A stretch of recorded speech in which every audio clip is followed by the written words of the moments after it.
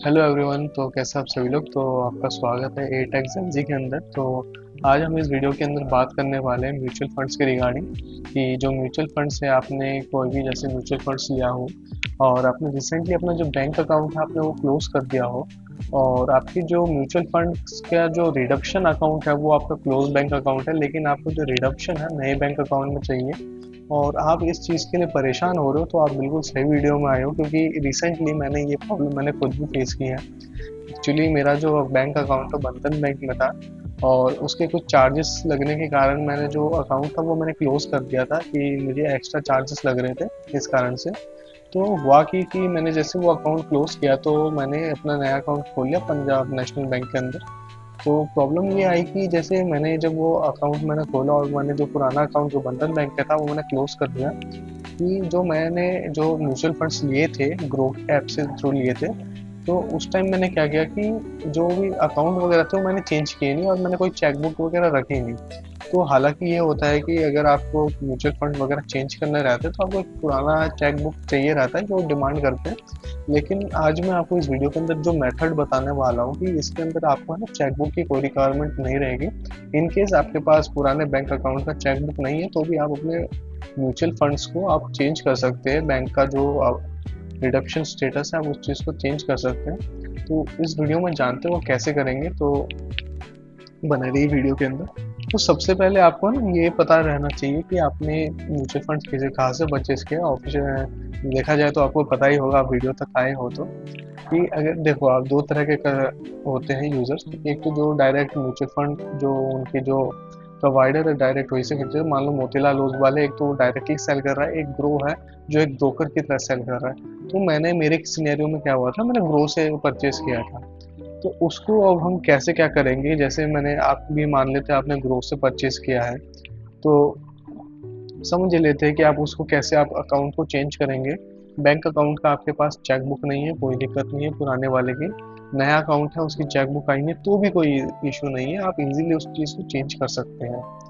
तो सबसे पहले आपको क्या करना है, आपके ग्रो ऐप के अंदर आ जाना है। ग्रो ऐप के आने के अंदर देखो मैंने ग्रो से लिया तो मैं ग्रो ऐप के थ्रू बता रहा हूँ, इस चीज़ को आप ध्यान रख लेना। अगर आपने किसी और प्लेटफॉर्म से लिया तो उस प्लेटफॉर्म के अंदर आपको शायद से ऑप्शन वगैरह है कुछ ऊपर नीचे हो सकते हैं। तो लेकिन मैं जो इस वीडियो के अंदर बता रहा हूँ मैं ग्रो ऐप के अकॉर्डिंग बता रहा हूँ। तो सबसे पहले मैंने जैसे मैं मान लेता हूँ कि मैं कोई भी एक म्यूचुअल फंड्स के अंदर गया, जैसे मेरे पास मोतीलाल ओसवाल का म्यूचुअल फंड्स था। तो उसके अंदर क्या है कि मेरे को जो भी है म्यूचुअल फंड से रिगार्डिंग कोई भी मेरे को अमाउंट वगैरह भी दिख रहा है, मेरे पास कितनी यूनिट्स ये सारी चीज़ें मुझको दिख रही है। तो मुझे करना है कि इसमें एक ऑप्शन रहता है रिडीम टू। रिडीम टू में क्या आता है कि आपका जो बैंक अकाउंट है कौन से बैंक अकाउंट में आपका जो फंड होगा, फंड का अमाउंट जो भी आपके पास है अभी वो रिडीम होगा। तो जो भी आपकी पेमेंट वगैरह आनी रहती है वो उस फंड के अंदर रहती है। तो अब हम क्या करेंगे कि जो रिडीम टू का ऑप्शन है इसके ऊपर हम क्लिक करेंगे। उसके बाद आपको दो ऑप्शन देगा। फिलहाल देखो मैं आपको दिखा नहीं सकता क्योंकि रीज़न ये है कि मैंने ऑलरेडी ये मैंने प्रोसेस वगैरह कर लिया है और मैं खुद परेशान था इस चीज़ के चक्कर में, जो कि मेरे साथ रिसेंटली हो चुका है। तो लेकिन घबराने वाली बात नहीं, जो भी आपको मैं स्टेप्स बताऊंगा बिल्कुल सेम रहने वाले जो जो मैंने फॉलो किए हैं। तो आपको करना क्या है कि जो रिडीम टू के ऑप्शन में जाओगे आप, तो आपके पास जो पुराने बैंक अकाउंट का ना स्टेटमेंट होना चाहिए। स्टेटमेंट इन द सेंस कि उसके ऊपर जो भी आपका अकाउंट नंबर, आपका नाम, IFSC कोड, MICR कोड, ये सारी चीज़ें मेंशन रहनी चाहिए ताकि वेरिफिकेशन के लिए इसको यूज हो चुके। दूसरा है कि आपका जो नया बैंक अकाउंट है आप उसकी पासबुक की फोटोकॉपी लगा सकते हो, लेकिन मैं आपको सजेस्ट करूंगा आप नए बैंक अकाउंट का भी आप स्टेटमेंट ही यूज करें। स्टेटमेंट में क्या है कि आपका ये बेनिफिट रहता है कि वो जो चीज़ रहती है बिल्कुल प्रिंट रहती है PDF फॉर्म में, तो वो दिखने में भी सही रहता है और इजीली रिकॉग्नाइज हो जाता है कि पासबुक उठाता नहीं है, क्योंकि मैंने ट्राई करके देखा है पासबुक मेरे वाले में तो हुआ नहीं। तो आपके क्या करना है, पुराने वाला जो आपका बैंक अकाउंट है उसको आपको स्टेटमेंट चाहिए होगी। अगर इनकेस आपके पास चेकबुक नहीं हो तो, मेरे पास भी नहीं था, तो ये चीज़ मैंने बहुत ज़्यादा परेशानी का आपको फॉलो करना पड़ा। कई सारी मैंने वीडियोस देखी यूट्यूब पे कि वो कहते हैं कि AMC पे जाना पड़ेगा आपको, कुछ फॉर्म वगैरह भरना पड़ेंगे, लेकिन मैंने जो भी किया मैंने सारा का सारा ऑनलाइन मेथड से कर लिया। मेरे को कहीं पे चक्कर मारने की ज़रूरत नहीं पड़ी। हालांकि मेरा टाइम लगा कुछ चीज़ें सीखने में, लेकिन हाँ आपको टाइम नहीं लगेगा। तो आपको क्या करना है, रिडीम टू के अंदर जाना है। तो आपके पुराने बैंक अकाउंट का आपको जो प्रूफ मांगेगा उसके अंदर आपको स्टेटमेंट लगा देनी है बैंक की। अगर इनकेस आपके पास स्टेटमेंट नहीं है तो घबराने वाली कोई बात नहीं, आपको क्या करना, बैंक में जाना है आपके पुराने वाले में, उनको ये बोला कि जो स्टेटमेंट है आप मेरे को या तो प्रिंट आउट करके दीजिए, लास्ट मंथ की स्टेटमेंट भी चलेगी, कोई ज़रूर नहीं है कि 6 मंथ की ही होनी चाहिए, लास्ट मंथ की आप स्टेटमेंट ले लीजिए। आपको जो है उसका जो फ्रंट पेज है ना वो चाहिए रहता है उसमें, क्योंकि उसके अंदर सारी डिटेल मेंशन रहती है, तो इसलिए हमको वो स्टेटमेंट चाहिए। या तो आपको प्रिंट आउट करके दे देंगे, या फिर दूसरी चीज़ की आप उनको कह दीजिए कि आप है ना जो भी है स्टेटमेंट है आप मेरे को मेल कर दीजिए, आपके पास मेल आ जाएगी स्टेटमेंट को, आपके पास चाहे फिजिकल फॉर्म में चाहे मेल आ जाए, आपको कहना उसका स्क्रीनशॉट ले लीजिए या फिर उसका डॉक्यूमेंट बना लीजिए। डॉक्यूमेंट बना के आपको जो ओल्ड बैंक अकाउंट है उसके अंदर आपको पीडीएफ वो डाल देना है, पीडीएफ बनाइए या फिर अपने स्क्रीनशॉट ले आओ, जो कि है कि इन्फॉर्मेशन मेंशन रहनी चाहिए। बात ये है, इस चीज़ का आपको ध्यान रखना है। तो आपको क्या पुराने बैंक अकाउंट का जो भी है आपको उसके अंदर डाल देना है, जो भी आपने पीडीएफ वगैरह जो भी आपने स्टेटमेंट वगैरह मंगवाई है। दूसरा क्या करना, नए बैंक अकाउंट के लिए अगर आपके पास मान लो कि नया बैंक अकाउंट है, जैसे मेरे केस में था कि मेरा बैंक अकाउंट भी नया था और मैंने पुराना बैंक क्लोज भी कर दिया था, ना ही मेरे पास पुराने बैंक का चेकबुक वगैरह कुछ था, ना नए बैंक का था। तो मैंने क्या किया, मेरे पास तो हालांकि देखो मेरे पास है ना, मेरे पास पहले भी पीएनबी का एक अकाउंट था जो कि मैंने क्लोज किया था, मैंने रीओपन कर लिया, तो मेरे को ऐप का डायरेक्ट एक्सेस मिल चुका था, तो इसलिए मेरे को स्टेटमेंट इजीली मिल गई। आप क्या कर सकते हो कि बैंक में जाके रिक्वेस्ट कर सकते हो कि जो पीएनबी का एप्लीकेशन है वो आप चलवा दीजिए, अगर आपका पीएनबी में है तो, या फिर आपका कोई भी दूसरे बैंक में हो तो आप बैंक में जाके आप इनको रिक्वेस्ट कर सकते हैं, ब्रांच में जाके कि मेरे को ऐप चलानी है बैंक की, वो आप मेरे को ओपन करवा दें, तो आपको बैंकिंग ऐप ओपन करके दे देंगे। उसमें से आप क्या करिए कि डाउनलोड कर लीजिए स्टेटमेंट को अपनी, तो कोई दिक्कत नहीं है कि उसमें चाहे कितने भी ट्रांजेक्शन क्यों ना हो, आपको जो है फ्रंट पेज की जरूरत पड़ती है। तो आपको क्या करना, नए बैंक के प्रूफ के अंदर भी आपको स्टेटमेंट ही डाल देना नए बैंक की। तो उसके अंदर क्या रहता है कि इसके बाद जैसे ही आप उसको करेंगे, सबमिट करोगे, सबमिट करने के थोड़ा दिन टाइम लेता है। ये आपका प्रोसेस नॉर्मल शायद से 6 से लेकर 10 दिन तक का रहता है, आप इसको कर सकते हो। करने के बाद आपको वेट करना है कंफर्मेशन का। जैसे कंफर्मेशन हो जाएगी तो आपका जो अकाउंट है वो चेंज हो जाएगा। इन केस नहीं होता है तो उसके लिए भी कुछ स्टेप्स बता देता हूँ। जैसे मेरा ज़ीरोधा वाले में क्या हुआ था, देखो मेरे सारे फंड थे, जैसे मेरे पास मल्टीपल फंड्स थे, ठीक है। तो आपको मैं बताता हूँ, जैसे मेरे पास मोतीलाल ओसवाल का था, यूनियन शॉर्ट ड्यूरेशन फंड था, अलग अलग है, यूनियन का भी था, बंधन बैंक का भी था। तो मेरे को जो इशू फेस करना पड़ा ज़ीरोधा वाले में इशू आया था, हालांकि वो सॉल्व हो गया। तो ज़ीरोधा वाले में क्या इशू आ रहा था कि उसमें सिग्नेचर फाउंड नहीं आ रहा था।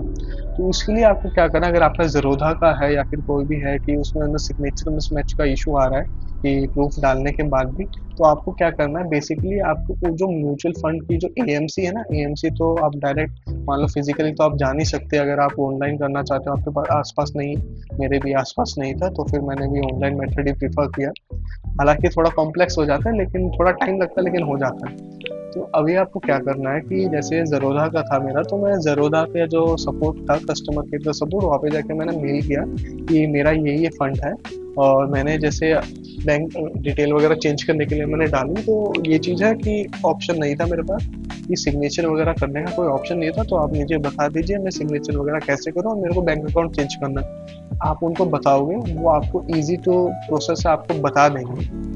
तो वो जब बता देंगे उसके बाद आपको कोई इशू रहेगा भी, वो आपको बिल्कुल स्टेप बाय स्टेप आपको गाइड कर देंगे। मेरे केस में क्या हुआ था कि मैंने उनको बताया कि मेरा जो सिग्नेचर है वो फाउंड नहीं कर रहा है, तो और ना ही इसी के अंदर कोई ऑप्शन है, मेरे पास 2 प्रूफ मांगे थे, मेरा प्रूफ अपलोड कर दिए थे, तो आप मुझे बताइए मुझे क्या करना चाहिए। तो उन्होंने क्या किया, कैंप्स की जो वेबसाइट आती है म्यूचुअल फंड वगैरह चेंज करने की, तो वहाँ से उन्होंने मुझे एक फॉर्म डाउनलोड करने को कहा, मैंने डाउनलोड किया, मैंने फिलअप कर दिया, और उसके अंदर मेरा सिग्नेचर लगे, नया बैंक का डिटेल और उन्होंने मांग लिया, और जो भी था मैंने अटैचमेंट कर दिया, सेल्फ अटेस्टेड कॉपी रहती है, तो मैंने वो सारा कुछ मेल कर दिया, तो हो गया। तो देखो जो मेन चीज़ है, टेंशन लेने वाली कोई बात नहीं है, अकाउंट आपका क्लोज हो चुका है, कोई बात नहीं है, आपका जो भी सक्सेसफुली हो जाएगा, थोड़ा टाइम लग जाएगा लेकिन हो जाएगा। हाँ, एक चीज़ का आपको ध्यान रखना चाहिए कि देखो जितने भी आपके पास फंड है ना, तो आप एक चीज़ आप कर सकते हो कि ये फॉर सेफ्टी प्रिकॉशन, कि आप उस सभी का ऐप का ना, ये जैसे भी ऐप बता रहा हूँ, जैसे आपने कोई भी मान लो मोतीलाल का आपने वो कर रखा, तो मोतीलाल का आप डाउनलोड कर लीजिए। यूनियन की जैसे म्यूचुअल फंड की वेबसाइट है, वेबसाइट पर आप लॉगिन आईडी वगैरह क्रिएट कर लीजिए। तो ये इसलिए कह रहा हूँ कि मैं जैसे ही आपका अकाउंट नंबर चेंज हो जाता है ना, आप ये चीज़ चेक कर लीजिए वेबसाइट पे जाके या फिर ऐप में जाके कि अकाउंट नंबर वगैरह है ना सही आया कि नहीं। मेरे साथ क्या हुआ था मोतीलाल ओसवाल वाले में, कि मैंने जैसे उसमें चेंज करने का रिक्वेस्ट डाला तो उन्होंने मेरा अकाउंट नंबर गलत डाल दिया था। गलत डालने का इन द सेंस कहा था कि उन्होंने जो अकाउंट नंबर का जो फर्स्ट जो डिजिट था वो उन्होंने मिस कर दिया था, किसी भी कारण किसी भी रीज़न से उन्होंने मिस कर दिया था। हालांकि मैंने एक टिकट रेस की और मैंने उनको बताया कि ऐसे मेरा अकाउंट नंबर जो आपने गलत रजिस्टर कर दिया तो इस चीज़ को आप करेक्ट कर दीजिए। तो उन्होंने इस चीज़ को करेक्ट कर दिया था, कोई इशू मेरे को हुआ नहीं। तो इस चीज़ को आपको ध्यान रखना है कि अकाउंट चेंज होने के बाद भी आपका जो बैंक का अकाउंट नंबर है वो एग्जैक्टली सही है कि नहीं, इस चीज़ को भी आपको चेक कर लेना है। और देखो अब मैं आपको ये तो इसका आपका स्टेप, अगर मान लो आपने जैसे मैंने ग्रोसे ऐप से खरीदा था, तो दूसरा मैं आपको स्टेप बता दूं आपको कैसे करना है कि एक कैंप्स की वेबसाइट आती है, ठीक है। कैंप्स की वेबसाइट पे जाते हैं आपको एक ऑप्शन मिलता है digital change bank change mandate का। उसके अंदर आपको जाना, उसके अंदर जाके आपके जितने भी फंड्स वगैरह आप वहाँ पे सिलेक्ट कर सकते हो, एक एक करके स्टेप बाय स्टेप एक एक करके होता है। वहाँ पे अपना अपना फंड सिलेक्ट कर लिया और आपका जो पुराना बैंक अकाउंट है वो वेरीफाई करेगा और जो नया बैंक अकाउंट डिटेल है आपको मैन्युअली डालनी है, उसके बाद वो वेरीफाई करके हो जाता है। लेकिन मेरे केस में क्या हुआ था, जैसे मैं कैंप्स की मैं वेबसाइट को कर रहा था तो जैसे मेरा बंधन बैंक का था वो उसमें हुआ नहीं, मेरे को वेरिफिकेशन फेल्ड आ रहा था। तो इस चक्कर में मेरे को थोड़ा बहुत इशू आया था, मेरे को बहुत ज़्यादा हेडेक भी हुई थी इस कारण। लेकिन हालांकि मैंने ग्रो ऐप से लिया था तो मैंने ग्रो ऐप में डायरेक्ट रिक्वेस्ट डाली तो मेरा सारा काम हो चुका था। बस ज़रोधा वाले में प्रॉब्लम आई थी मेरे को। ये मैं उम्मीद करता हूँ कि आप अगर इस मेथड को आप फॉलो कर लेंगे तो आपको भी कोई इशू आएगा नहीं। लेकिन इस चीज़ का ध्यान रखना, आप जो भी वगैरह डिटेल वगैरह डाले वो एग्जैक्ट एक्यूरेट हो, क्योंकि देखो अगर आप मान लो डिटेल वगैरह डाल रहे हो तो उसके अंदर का 5-6 दिन का टाइम लगता है। अगर आप कुछ भी चीज़ गलती से गलत फिल्ड आउट कर दोगे तो मान लो कि 5-6 दिन का टाइम लगेगा उस चीज़ को रिव्यू होने में। तो अगर कोई मेजर इन्वेस्टमेंट आपको लेना हो, इन्वेस्ट करना हो या फिर आपको रिडीम करना हो तो उस चीज़ में आपको डिले हो सकता है। तो इस चीज़ का आपको ख्याल रखना है कि आप जो भी रिडम्पशन वगैरह करने के लिए जो भी अकाउंट नंबर डालें वो बिल्कुल एक्यूरेट हो और आप ही के नाम पे हो। कि आप ये नहीं कर सकते कि अपना अकाउंट नंबर है कि या फिर दूसरे का अकाउंट नंबर से आपने डाल दिया, तो वो चीज़ नहीं होता है। आपको खुद का ही अकाउंट नंबर डालना है, इस चीज़ का आपको ध्यान रखना है। बाकी इसमें से कोई लंबी चौड़ी बात नहीं है, कमेंट सेक्शन में मुझसे पूछ सकते हैं। कोई भी आपको इशू आता है तो कोई भी पार्ट आपको समझ में नहीं आता वीडियो का, आप मुझसे इजीली पूछ सकते हैं, मैं आपको वहीं पे रिप्लाई कर दूंगा। क्योंकि मैंने खुद जो परेशानी फेस की है वो मैं नहीं चाहता और किसी और के साथ भी हो, क्योंकि ये एक रियल लाइफ एक्सपीरियंस था मेरे लिए। और मेरे जैसे कई सारे ऐसे होंगे जिनको भी ये चीज़ फेस इशू करनी पड़ रही है। एएमसी देखो सभी के पास होता नहीं है, कि जितने भी मैंने देखो डायरेक्टली मैं सच बताऊं तो मैंने कांटेक्ट किए थे सबसे पहले। टेंशन सी हो जाती है क्योंकि जैसे आप फंड वगैरह इन्वेस्ट करते हो तो आपको एक टेंशन हो जाती है मेजर सी। तो उसमें क्या किया मैंने, देखो मैं डेस्परेट हो गया था उस सिचुएशन में और मैंने सारे म्यूचुअल फंड को कॉल किया, कस्टमर केयर को, मुझे ये प्रॉब्लम हो रही है। सभी को तो सभी कह रहे थे कि आपको एएमसी में विजिट करना है या फिर ऐसे डॉक्यूमेंट वगैरह आप पोस्टेज कर दीजिए। तो उसमें क्या टाइम कंज्यूमर मेरे को लगा थोड़ा, मेरे को पता है क्या है कि थोड़ा भरोसा भी कम था कि वो शायद टाइम पे हो जाएगा कि या फिर वो करेक्ट कर लेंगे कि नहीं। तो मैंने ऑनलाइन मेथड से ऐसे कर लिया, मेरा इजीली हो चुका है। बाकी फर्दर कोई भी आपको परेशानी होती है तो आप मुझसे पूछ सकते हैं, अगर मेरी नॉलेज में होगा तो मैं आपको हेल्प कर दूंगा, नहीं तो फिर मैं आपको सजेस्ट करूंगा कि आप डायरेक्ट जो भी आपका जो भी फंड हाउस है उससे आप कांटेक्ट कीजिए। तो उम्मीद करता हूँ आपको दोस्तों वीडियो बहुत ही ज़्यादा इन्फॉर्मेटिव लगी हो, और इन्फॉर्मेटिव लगी तो आप बिल्कुल चैनल को सब्सक्राइब कर सकते हैं। तो मैं मिलता हूँ आपसे अगली वीडियो के अंदर, तो सब्सक्राइब जरूर करके जाना।